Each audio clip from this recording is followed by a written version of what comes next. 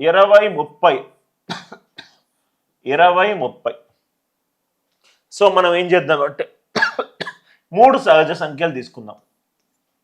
10 10 20 30 3 2 లేకుంటే దాని ఎక్కువ సహజ సంఖ్యలు తీసుకోవచ్చు కదా. ఫస్ట్ వన్ మల్టిపుల్ అంటే గుణిజాలు. 21 గుణిజాలు రాద్దాం. 21 గుణిజాలు ఏమవుతుందో చూద్దాం. 21 20, 22 40, 23 60, 24 80 and so on. 20 40 68.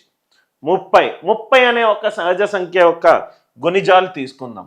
31s are 30, 32s are 60, 33s are 90, 34s are 120 and so on. 10 యొక్క గుణిజాలు తీసుకుందాం.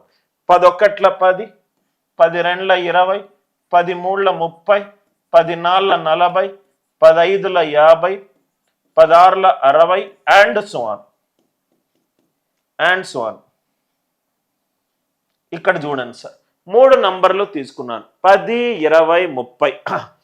21 గుణిజాలు రాశాను, 31 గుణిజాలు రాశాను, 10 యొక్క గుణిజాలు రాశాను. లీస్ట్ కామన్ మల్టిపుల్ అంటే ఏంటంటే ఈ 3 నంబర్లు ఆరు ఎన్ని నంబర్లు తీసుకుంటే అన్ని నంబర్లు ఆ 3 గుణిజాల్లో కామన్గా ఉండాలి.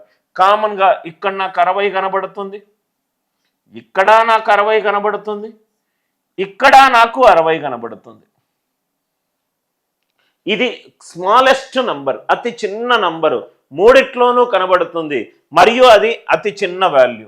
సో కాబట్టి ఎల్సిఎం ఆఫ్ 10 20 30.